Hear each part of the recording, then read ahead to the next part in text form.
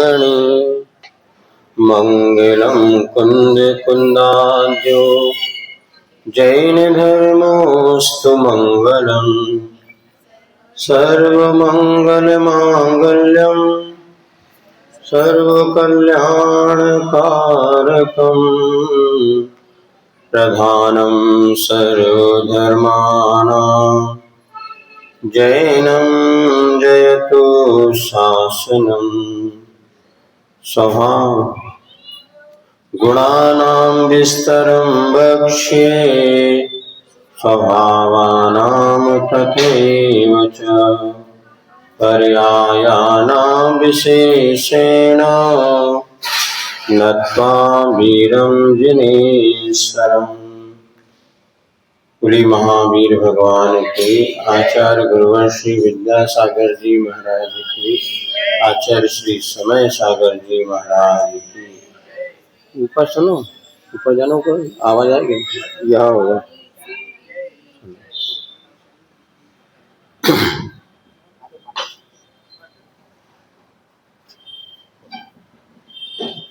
महाराज आ रहे क्या? कोई बात नहीं, चलिए अपन प्रारंभ करते हैं। आलाप पद्धति ग्रंथ की वाचना चल रही है।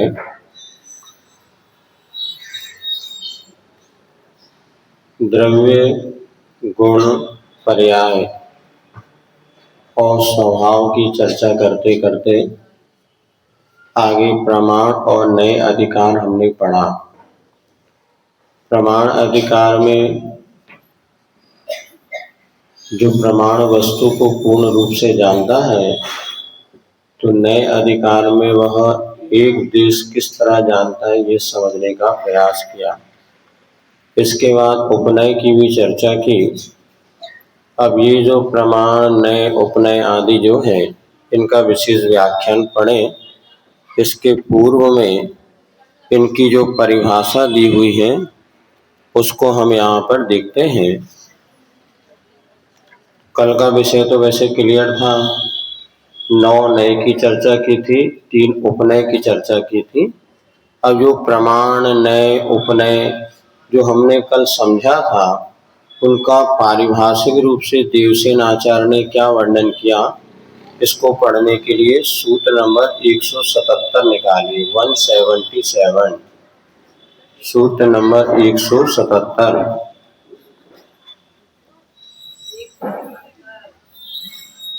निकाल लिया। अब जो कल हमने प्रमाण पढ़ा था, प्रमाण की चर्चा आपके सामने रखी थी। प्रमाण का लक्षण क्या है? कहाँ गए भैया जी? देखते रहे, वे भी उधर बैठे क्या? अच्छा, बात कर रहे थे। हाँ, सकल वस्तु ग्राहकम प्रमाणम प्रमीयते परिच्छिद्यते वस्तुतत्वम येन ज्ञानेन तत्प्रमाणम। बोलिए।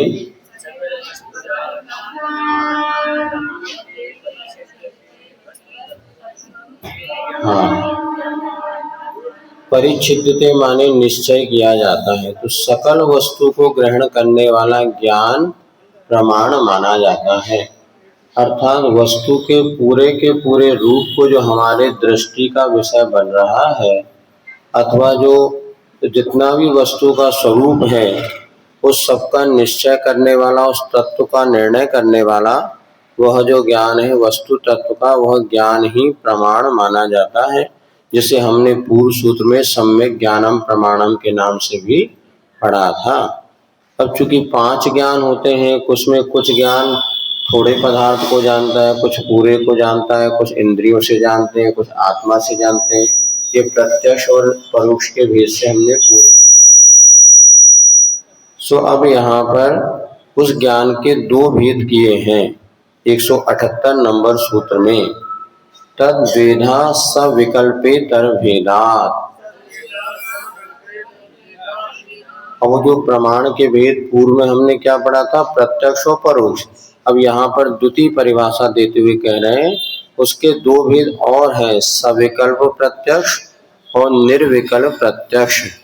तो जहाँ पर हमने सविकल्प प्रत्यक्ष क्या है, आचार्य महाराज सविकल्प कहने से क्या कहना चाहते हैं, तो स्वयं उन्होंने 179 नंबर सूत्र में इस बात को बतलाया है। सविकल्पम मानसम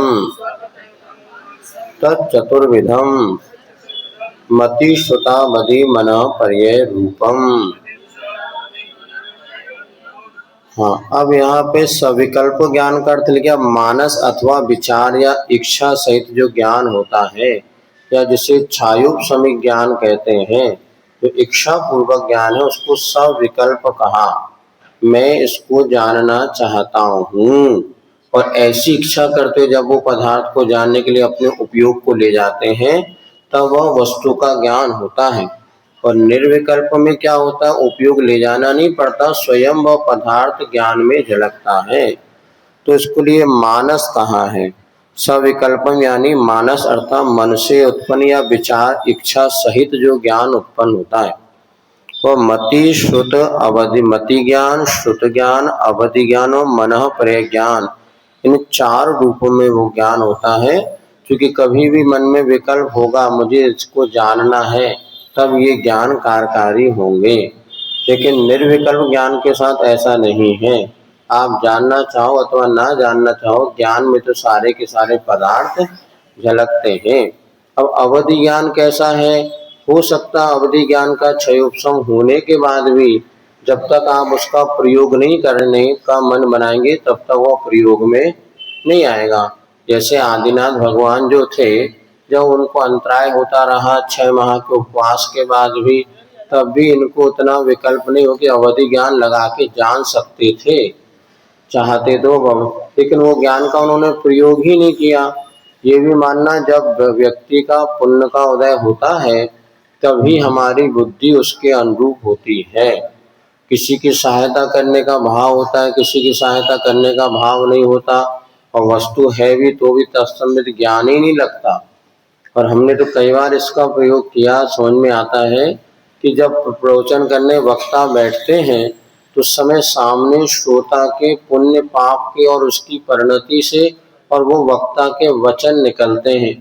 बाद में कहते हैं, महाराज वो प्रवचन उस दिन हमने सुना, तब से हमारी जिंदगी बदल गई। अरे भैया, हमने तो ऐसा कोई प्रवचन दिया ही नहीं कि तुम्हारी जिंदगी बदले।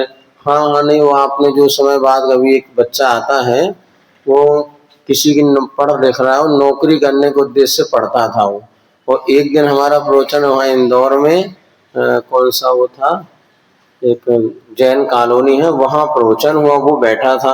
अब उसकी ऐसी बुद्धि पलटी, वो आके कहता, महाराज अब नौकरी वोकरी में कभी नहीं करूँगा। उसने अपना बिजनेस शुरू कर दिया। अब वो 6 महीने से हमारे पास आता, बोले महाराज आपको आशीर्वाद दो, व्यापार ही मुझे करना है। और अभी भी वो व्यापार में ऐसा जुट गया कि पढ़ाई अढ़ाई सब छोड़ छाड़ के वो अच्छे व्यापार में लगा, कमाने भी लगा।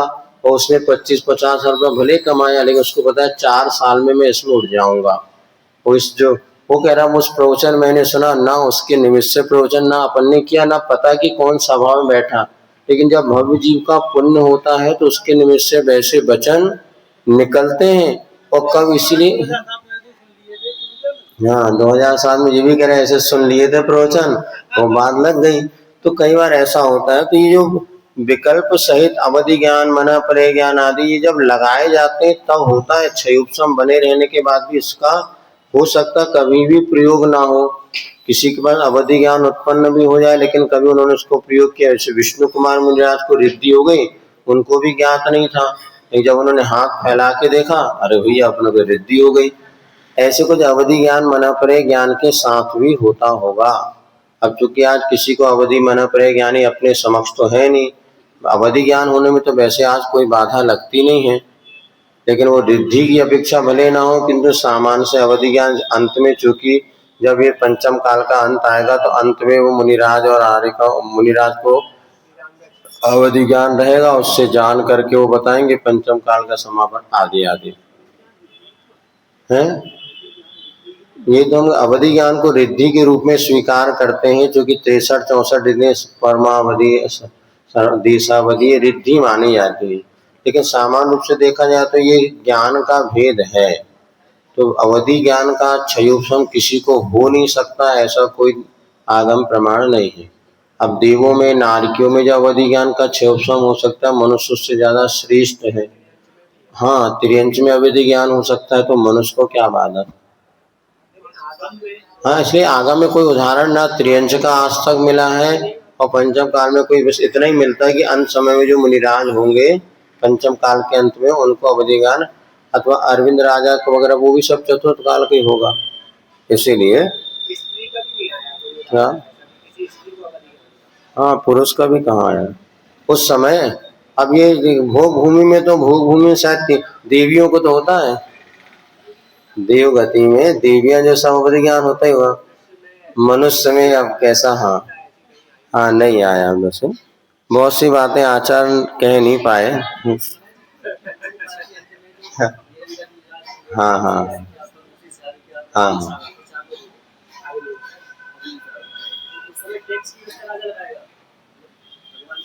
हाँ, हाँ, हाँ, हाँ, हाँ, हाँ, ये आपके पहले जैसे अभी तो चूंकि अपने यहाँ नागरिकता आ गई है, क्या ना, राजनीति, राजा बचे नहीं है, अब तो प्रधानमंत्री, राष्ट्रपति ऐसे शासन लग गए। पुनः हो सकता है आगे भी ऐसी कोई राज आदि की व्यवस्था। हाँ, छोटे स्थान पे वो राजा भी बन सकते हैं। अब 4 ही श्रावक बचेंगे, ये उपलक्षण मात्र है। 4 जो प्रमुख उनके नाम दे दिए, बाकी घर में तो बहुत सारे हैं। क्या, अब ये भारत में आर खंड में 4 ही नहीं बचेंगे, उपलक्षण से 4 कह दिया, हो सकता और भी ज्यादा हो। हाँ, भरत क्षेत्र आर खंडे, वो भी आर खंड में जहाँ अपन है उस आप से।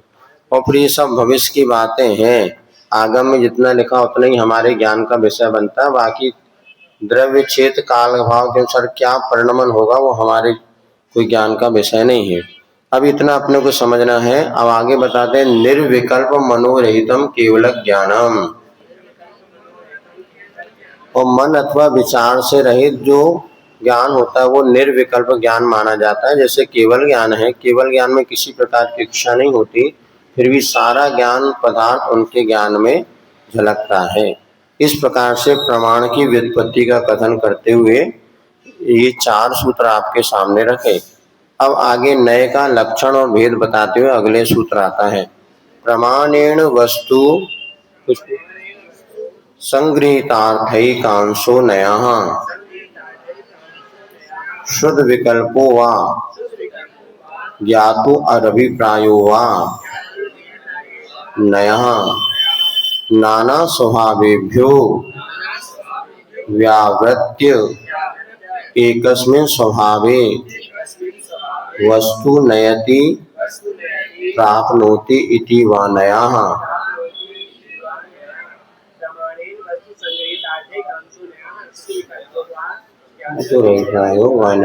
नाना स्वभावेभ्यो व्यावृत्य एकस्मिन् स्वभावे वस्तु नयति। अब नए किसे कहते हैं, कल तो अपन ने संक्षेप में समझा था। अब यहाँ पर परिभाषा के अनुसार देख लेते हैं। तो प्रमाण के द्वारा जो संगृहीतार्थ वस्तु है, जो ग्रहण की गई वस्तु, उसको एक अंश को जानने वाला नय कहलाता है, या एक अंश का कथन करने वाला, एक अंश को अपने ज्ञान का विषय बना। जैसे हाथी को देखा, हाथी कैसा होता है, सूंड वाला होता है। तो और सूंडी वाला है कि और भी कुछ हाथी में है, तो बहुत सारी बातें। एक प्रमाण ने हाथी को देखा और नए ने उसके एक अंश को स्वीकार किया कि हाथी वो होता है जिसकी सूंड होती है। तो और कुछ भी तो होता है ना उसके पास, होता है सब कुछ हमारे तुम्हारे जैसा, किंतु जो हमारे पास नहीं वो उसके पास विशेषता हो गई। तो उसके एक अंश को ग्रहण करके कह दिया हाथी वो होता है जिसकी सूंड होती है, तो ये नय हो गया। अथवा श्रुत विकल्पों व नया, श्रुत ज्ञान के विकल्प को, भेद को भी नय कहते हैं।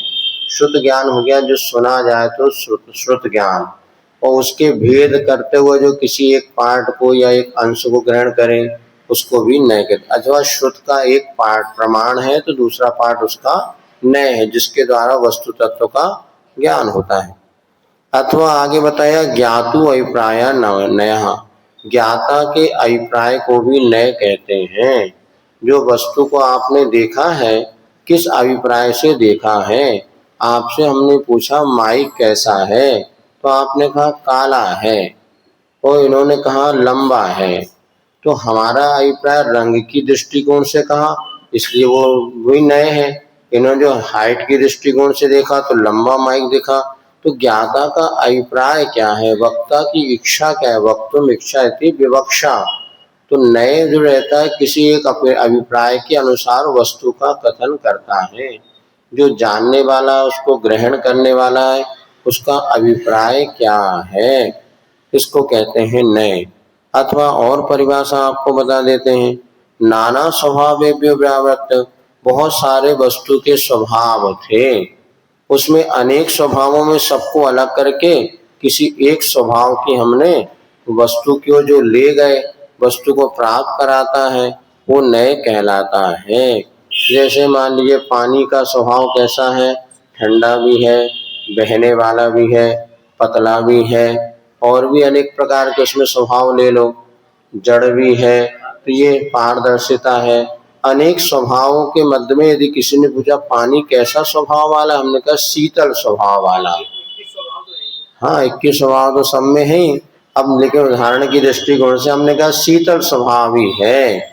तो शीतल स्वभावी कहने से ये नए का अभिप्राय होगा कि सारे स्वभावों को छोड़ करके किसी एक स्वभाव को, जो हमने किसी एक स्वभाव को ले जाता है, नयति इति नया, जो ले जाता है, कहाँ ले जाता है, अनेक स्वभावों से हटा करके किसी एक स्वभाव की और आपके उपयोग को ले जाता है। यह मोटा व्यक्ति है, तो मोटा व्यक्ति के साथ काला भी है, लंबा भी है, और भी अनेक, लेकिन एक स्वभाव की ओर कथन करने वाला यह नए होता है। अथवा जो ये इस प्रकार से नए की 3-4 परिभाषा यहाँ पर आपको बतला दी, ये सभी जो है नए का लक्षण को सिद्ध करते हुए ये 4 परिभाषा आपको बता दी। संगीत, हाँ, विवक्षा माने वक्तुम इच्छा, विवक्षा तो किस इच्छा से वो कथन करे, से यहाँ कह दिया ना, व्यावृत्त एकस्मिन् स्वभावे, तो अनेक स्वभावों को छोड़ किसी एक स्वभाव को ग्रहण किया। इसी प्रकार वक्ता की इच्छा, अभी हम आपको पढ़ा रहे हैं और पढ़ाते पढ़ाते हमने वैराग भैया सब नश्वर है क्या रखा, तो हमारी इच्छा इस समय कि आपका वैराग्य बढ़े, तो भोग विलासता से उपयोग हटे, तो हमने वस्तु को नश्वर बताया। वहीं जब आपको अंतिम क्या कोई परिस्थिति बनेगी, अरे क्यों घबराते, मेरा तो मरण होता नहीं, आत्मा तो अजर अमर अविनाशी है। तो वक्ता की इच्छा भी न्यायानुसार ही वो कथन करेगा। वक्ता जानता सबको है, लेकिन वो प्रमाण के अनुसार जानने के बाद भी नए के अनुसार ही वक्ता कथन, उसको विवक्षा भी कहते हैं।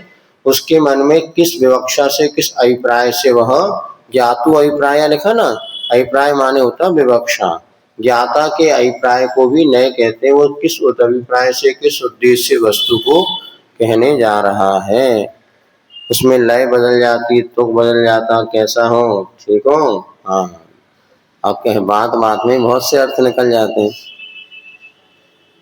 स अब यहाँ पर जो है नए भी 2 प्रकार का होता है, बताते हैं। सद्विधा सविकल्प निर्विकल्प भेदा।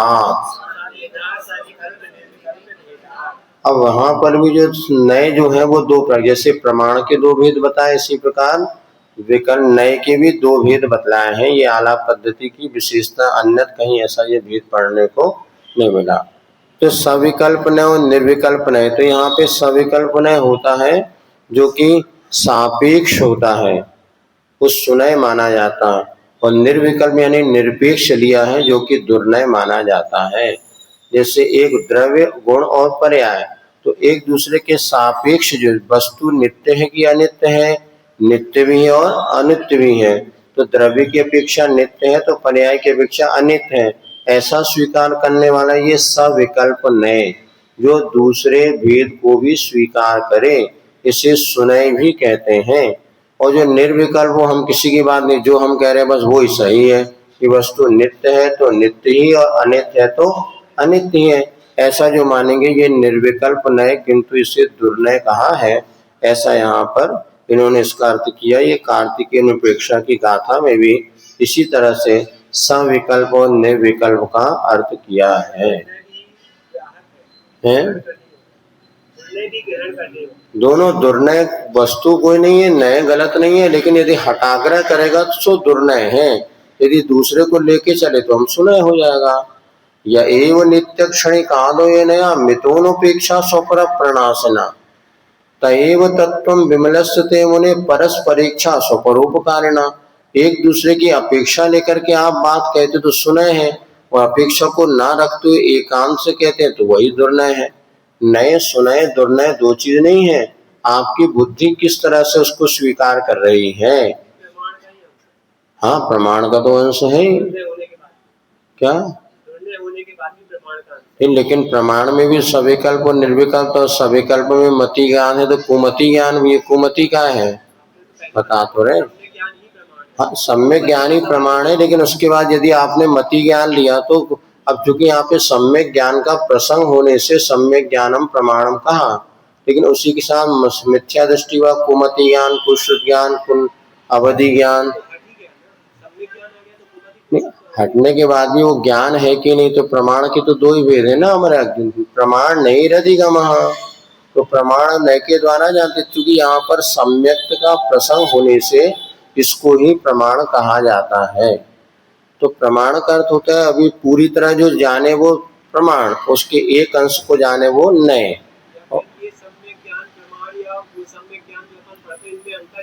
अंतर इसमें नहीं है, कथन तो सम्यक ज्ञान के साथ।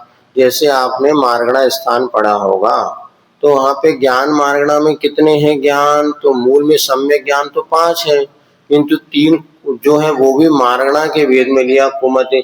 जब हम जीव की खोज करेंगे तो इन 8 ज्ञानों में ही कहीं हमें जीव मिलेगा। तो प्रमाण तो सम्यक ज्ञान है, लेकिन वो अप्रमाण ना होते हुए भी वह भी सम्यक रूप से प्रमाण नहीं है, इसलिए मिथ्या ज्ञान है, मिथ्यात्व के उदय में विपरीत परिणमन कर रहा है।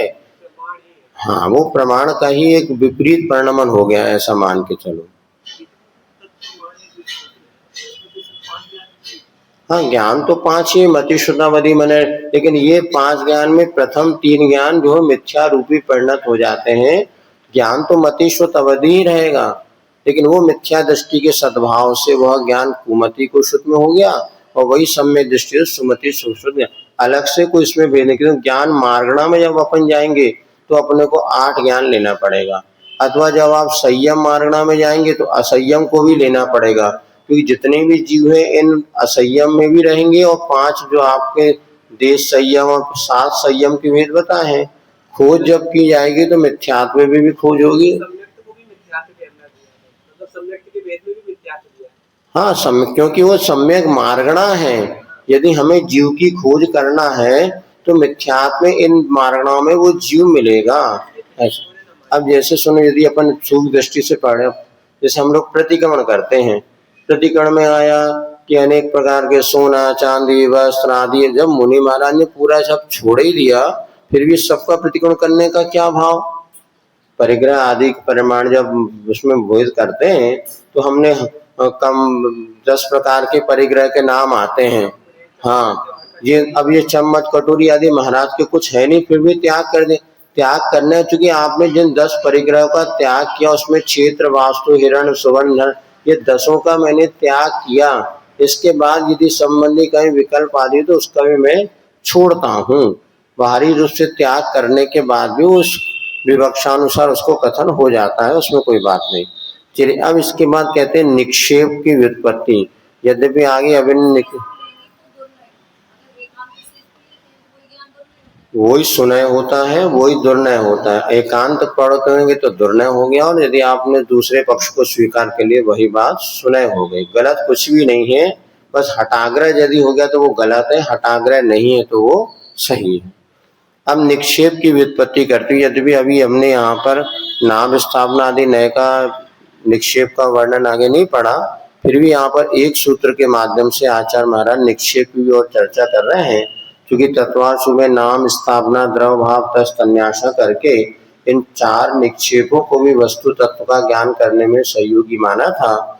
जो प्रमाण नयोर निक्षेपणम आरोपणम निक्षेप स नाम स्थापनादि भेदेन चतुर्विधा।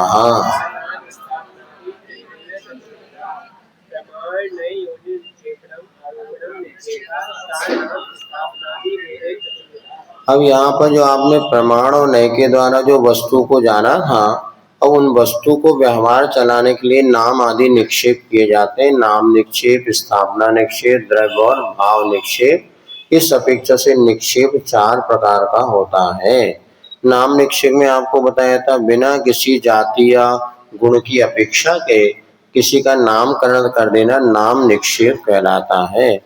स्थापना निक्षेप में क्या होता है, आकार तथा अनाकार वस्तु में भी यह वही है ऐसा जो स्थापना कर दी जाती है वो स्थापना निक्षेप है। जैसे प्रतिमा बना के ये पार्श्वनाथ भगवान है ऐसा स्थापन करना, अथवा जो खेलने की गोटी वगैरह में राजा मंत्री आदि स्थापना, ये स्थापना निक्षेप। अब वो कथन इसमें तो यही मिलता है कि अतदाकार यानी चावल आदि में जिनबिंब आदि की स्थापना करना मतलब उचित नहीं है।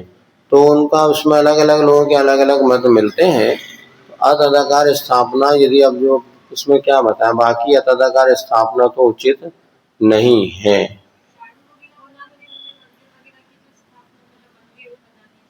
अब स्थापना में भी अनेक प्रकार के विकल्प हैं। एक तो सामान्य से स्थापना कर दी, एक प्रतिष्ठा आदि के माध्यम से स्थापना कर दी, एक भावों में भी स्थापना कर ली। चलो जैसे एक बार आप आचार्य महाराज जब सागर में पहुंचे, उस समय 93 की बात है, और वहाँ पे बच्चों ने एक रातों रात यूनिवर्सिटी में एक प्रतिमा ला करके स्थापित कर दी मानस स्तंभ में।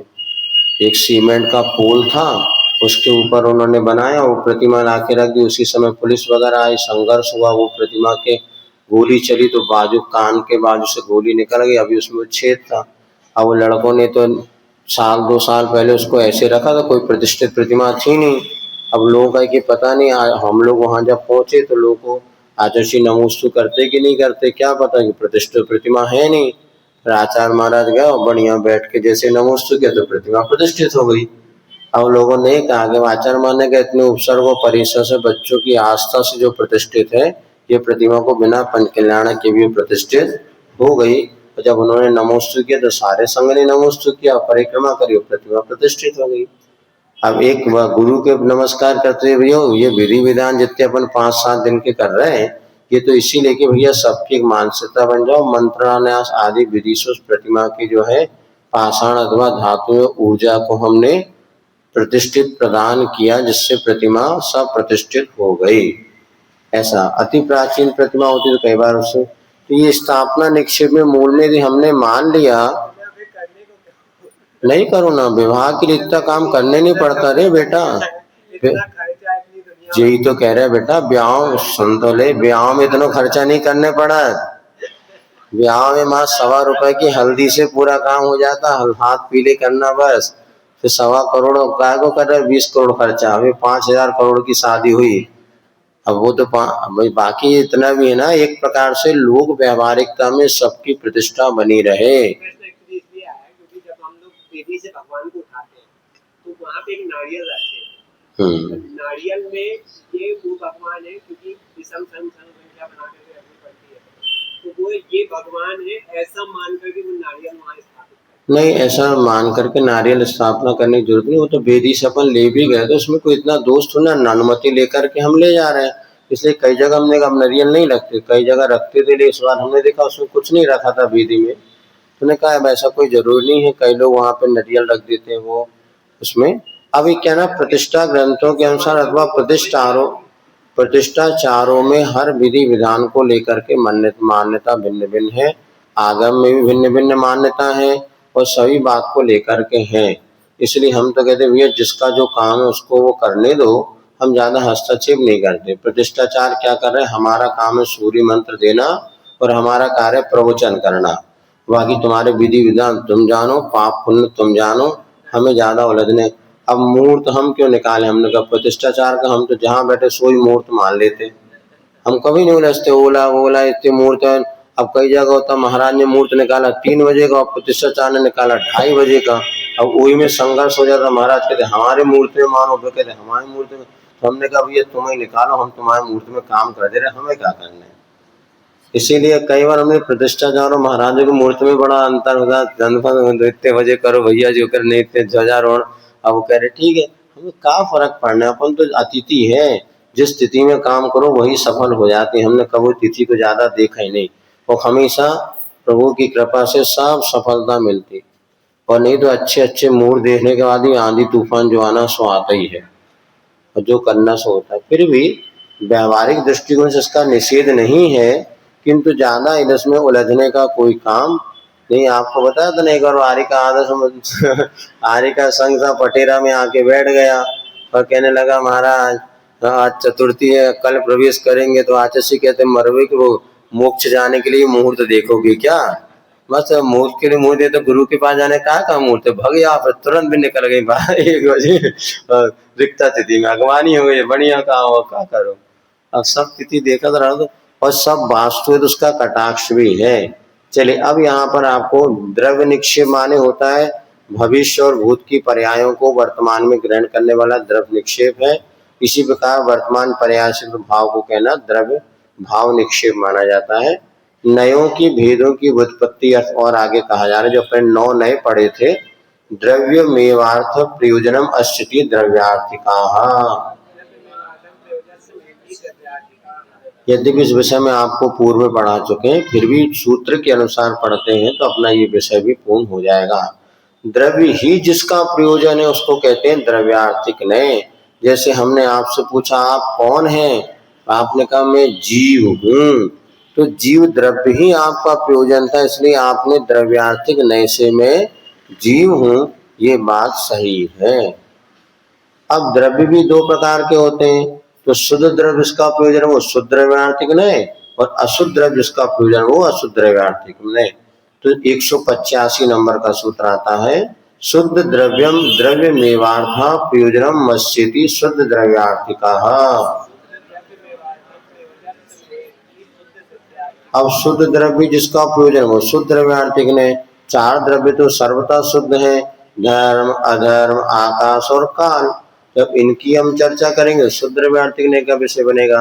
अथवा पुद्गल में जो परमाणु है वो शुद्ध है, और जीवों में जो सिद्ध भगवान वो शुद्ध है। जब हमने उनकी चर्चा करेंगे शुद्ध द्रव्यार्थिक ने। केवल ज्ञान किसका विषय होगा तो शुद्ध द्रव्यार्थिक ने, और मति ज्ञान क्या होगा तो अशुद्ध द्रव्य। ऐसा सिद्ध भगवान अगर बोला तो ये भी तो पर्याय ही है। हाँ पर्याय तो, लेकिन वो सिद्ध जीव की चर्चा करें, सिद्ध जीव की पर्याय की नहीं कर रहे। सिद्ध जीव है कि नहीं, द्रव्य है कि नहीं, पर्याय है कि नहीं है, कि बिना अब आपका उद्देश्य आप शुद्ध जीव कह रहे हैं कि सिद्ध पर्याय कह रहे हैं, ये हमारे ऊपर आधारित है। आप किसकी मुख्यता से कथन करना चाह रहे हैं। तो शुद्ध द्रव्य जिस समय हमारी दृष्टि का प्रयोजन या लक्ष्य बनता है उस समय हम शुद्ध द्रव्यार्थिक नए कहते हैं। 186 में दिया है, अशुद्ध द्रव्यम एव अर्थः प्रयोजनम मस्यति अशुद्ध द्रव्यार्थिका। हाँ जैसे आपने कहा रागी जीव, रागी जीव अशुद्ध द्रव्यार्थिक नय का विषय है, और सिद्ध जीव शुद्ध द्रव्यार्थिक नय का विषय है। आगे अब आगे बता अन्वय द्रव्यार्थिक नय किसे कहते हैं, ये आगे आपको आएगा। सामान्य गुणादयो अन्वय रूपेण द्रव्यम द्रव्यम इति व्यवस्थाप्यति इति अन्वय द्रव्यार्थिकः।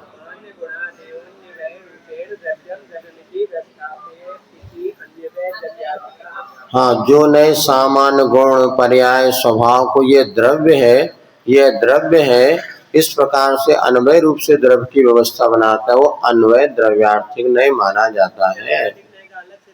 हाँ जी अन्वय, अभी अपन ने चूंकि द्रव्यार्थिक नय के 10 भेद आगे आएंगे, वो उसको पढ़ाना था, हमने कहा पहले ये पढ़ा देते आपका काम। तो जैसे मान ली मैं ये मनुष्य है मनुष्य है मनुष्य है, जब जीव है, मनुष्य पर्याय में भी जीव है, नारकी पर्याय में भी जीव है, देव पर्याय में भी जीव है, सिद्ध पर्याय में भी जीव है। तो हर पर्याय में अथवा जो स्वभाव में ये जीव है जो कथन किया जाता है, ये अन्वय द्रव्यार्थिक नय का विषय बनेगा। अनेक गुण है, पर्याय है, स्वरूप है, इन सब में ये वही है वही है वही है जो कथन किया जाता, वो अन्वय द्रव्यार्थिक नय कहलाता है। ऐसा आगे अपन जब उसमें पढ़ेंगे तो आपको और क्लियर हो जाएगा। अब स्वद्रव्यादि ग्रहणम अर्थ प्रयोजनम अस्यति स्वद्रव्यादि ग्राहकः।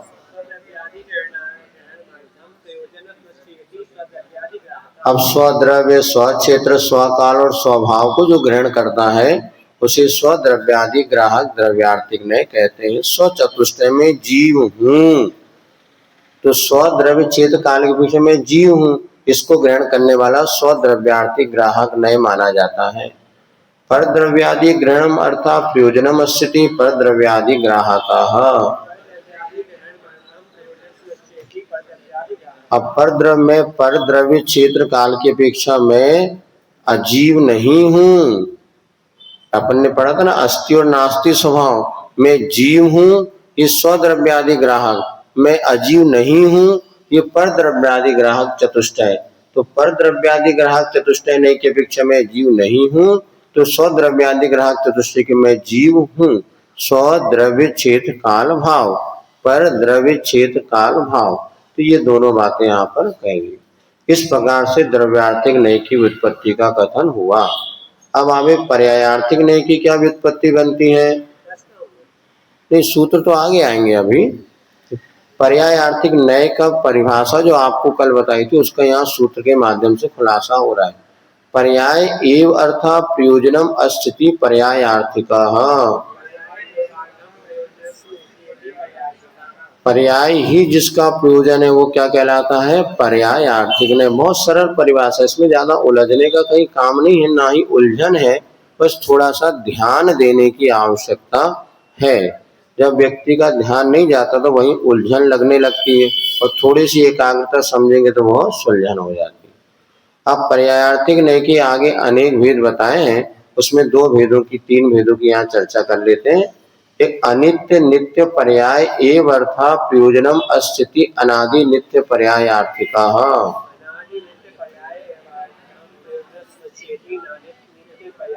अब एक अपन ने पल आपको समझाता, मेरु पर्वत है, सुमेरु पर्वत, ये पर्याय है, किंतु अनादि काल से और आगे अनंत काल तक कभी भी नष्ट नहीं होगी। इस पर्याय को जो विषय बनाता है वो कहलाता है अनादि नित्य पर्यायार्थिक नय। इस नय है, इस मेरु पर्वत जो विषय बनाया वो पर्यायार्थिक नय कौन सा है? अनादि नित्य पर्यायार्थिक नय। इसी प्रकार हाँ, तीनों लोग, एक उदाहरण एक का दिया जाता है, बाकी जो जो वस्तुएं शाश्वत हैं वो सब इसमें आ जाएंगी। सुमेरु पर्वत है, अकृत्रिम चैत्यालय है, सूर्य चंद्रमा है, धरती है, तीन लोक है, ये सब इसी में आ जाएंगे। और जैसे केवल ज्ञान है, छाई सम्य दर्शन है, सिद्धों की पर्याय है, ये कौन सी पर्याय बने जाएगी? सादी नित्य पर्याय। तो सादी नित्य ही जिसका प्रयोजन है वो सादी नित्य पर्यायार्थिक है, ज्यादा कुछ प्रयोजन लगाना है आपको। हाँ, सादी नित्य पर्याय एव अर्थात प्रयोजनम अस्ति सादी नित्य पर्यायार्थिक नय। हाँ, जीवों की पर्याय कैसी है? सिद्ध पर्याय, बाद में उत्पन्न हुए इसलिए सादी और हमेशा वे इसलिए नित्य है। तो यही जिसका उद्देश्य हो गया वो वही नय माना जाता। शुद्ध पर्याय एव अर्थात प्रयोजनम अस्ति शुद्ध पर्यायार्थिक नयः। अब इसी प्रकार से शुद्ध पर्यायार्थिक नय और अशुद्ध पर्यायार्थिक नय। शुद्ध पर्याय ही जिसका प्रयोजन है वो शुद्ध पर्यायार्थिक नय है। जैसे सिद्ध भगवान हो गए या और धर्म अधर्म द्रव्य की पर्याय है, तो शुद्ध पर्याय ही जब हमारे लक्ष्य बनेगा उसके अनुसार जब हम कथन करेंगे तो शुद्ध पर्यायार्थिक नय का वह विषय। हाँ, केवल ज्ञान में ले सकते, केवल ज्ञान में शुद्ध है। बहुत उदाहरण एक कई जगह घटित होंगे, आप अभी आगे पढ़ेंगे। एक ही उदाहरण को विवक्षानुसार कई जगह घटित किया जाता है। तो शुद्ध पर्याय ही जिसका प्रयोजन है वह शुद्ध पर्यायार्थिक नय है।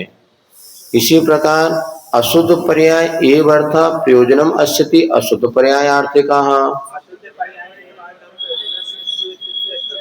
हाँ, जैसे पुद्गल की परमाणु एक पर्याय हो गई, जीव की सिद्ध पर्याय हो गई। अब हमारी अशुद्ध पर्याय मनुष्य अशुद्ध पर्याय हो गई, पुद्गल स्कल अशुद्ध पर्याय है। जब इसको लेकर के हम कथन करेंगे तो अशुद्ध पर्यायार्थिक नय का विषय माना जाएगा।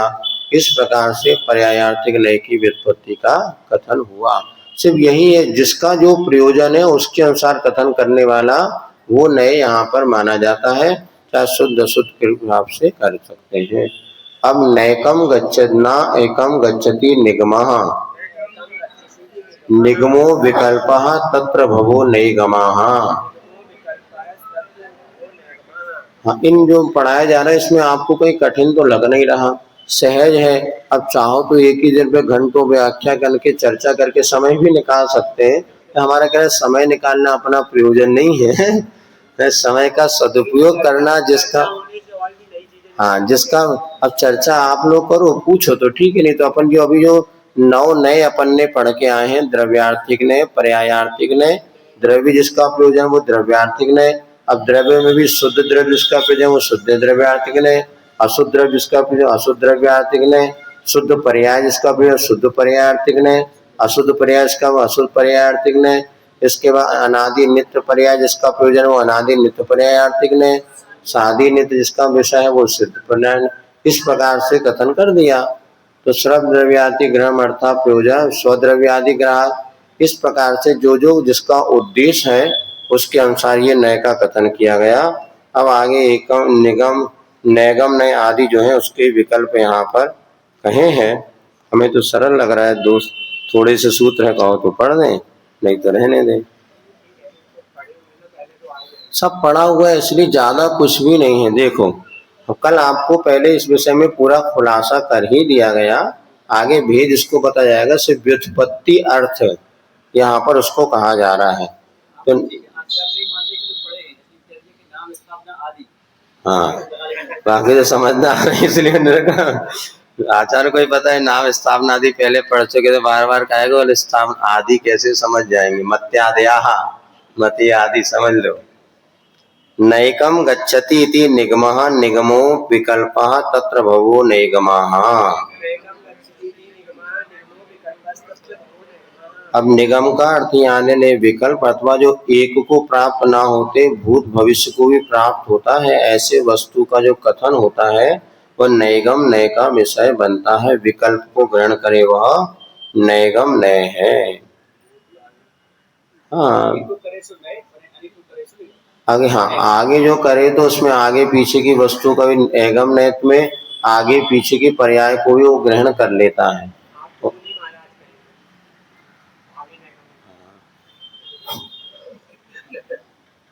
भावी में अरंत एव सिद्ध, अरंत भगवान को सिद्ध कह दिया, चूंकि भविष्य में सिद्ध बनने वाले हैं तो वो भी भावी की नैगम न हो गया। भगवान महावीर आज मोक्ष गए, ये भूत नैगम न है। गए तो वर्षों पहले थे किंतु आज दीपावली है, आज भगवान महावीर मोक्ष गए, ऐसा कहना भूत नैगम न है।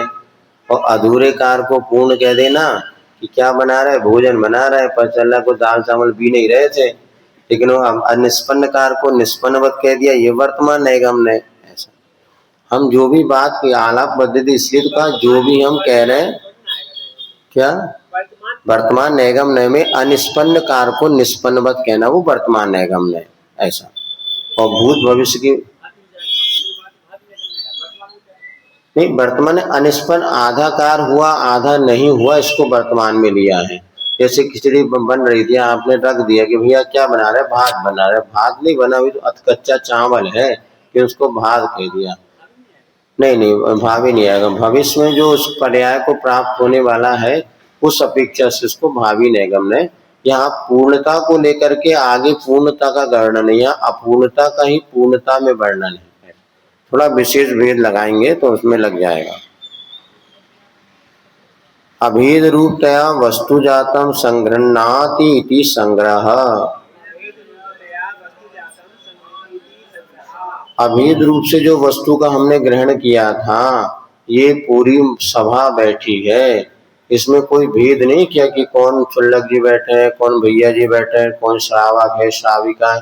ये तो एक सभा है, स्वाध्याय सभा है, ये संग्रह नय का विषय। अभेद रूपतया वस्तु जातम, वस्तु जातम माने समूह, वस्तु के समूह को बिना भेद के जो ग्रहण किया जाता वो संग्रह नय है। इसके समय कल भी आपको बहुत अच्छी तरीके से समझा चुके हैं। संग्रहेण गृहीतार्थस्य भेद रूपतया वस्तु व्यवह्रियते इति व्यवहारः। हाँ, और संग्रह रूप से जो हमने ग्रहण किया था, अभी तो अभेद माना था, भेद रूप से कर दिया। ये शावक हैं, ये शाविका हैं, ये व्रती हैं, ये अव्रती हैं, इसको व्यवहारण्य कहते हैं। ऋजु प्रांजलम सूत्रयति इति ऋजु सूत्रः। हाँ, जो ऋजु सूत्र है वो कहा जाता है जो कि प्रांजल यानी होता है टेढ़ा मेढ़ा नहीं, सीधा सच्चा। तो सीधी सीधी बात को जो सूत्रयति कथन करता है, ग्रहण करता है, उसे ऋजु सूत्र ने कहते हैं। जो वर्तमान पर्याय को ग्रहण करता है, जो स्पष्ट पर्याय को ग्रहण करता है, वो ऋजु सूत्र ने माना जाता है। शब्दाद व्याकरणात् प्रकृति प्रत्यय द्वारेण सिद्धः शब्दनयः।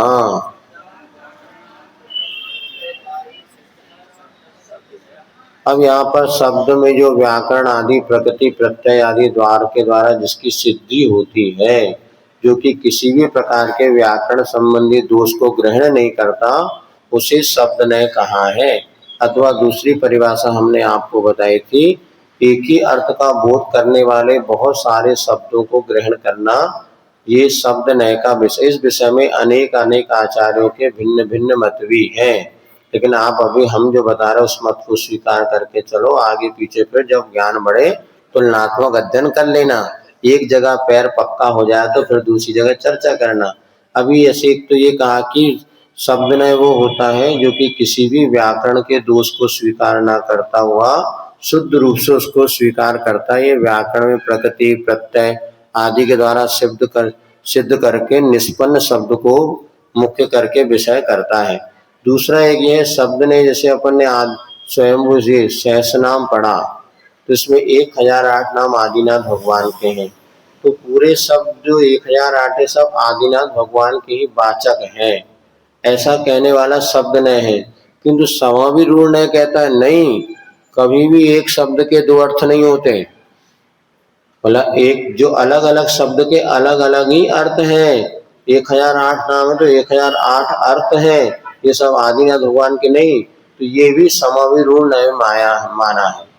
तो एक अनेक पर्यायवाची को ग्रहण करने वाला शब्द ने जो पर्यायवाची को स्वीकार ही नहीं करता, वो कहता मैं पर्यायवाची, हमारे यहाँ कोई शब्द नहीं है।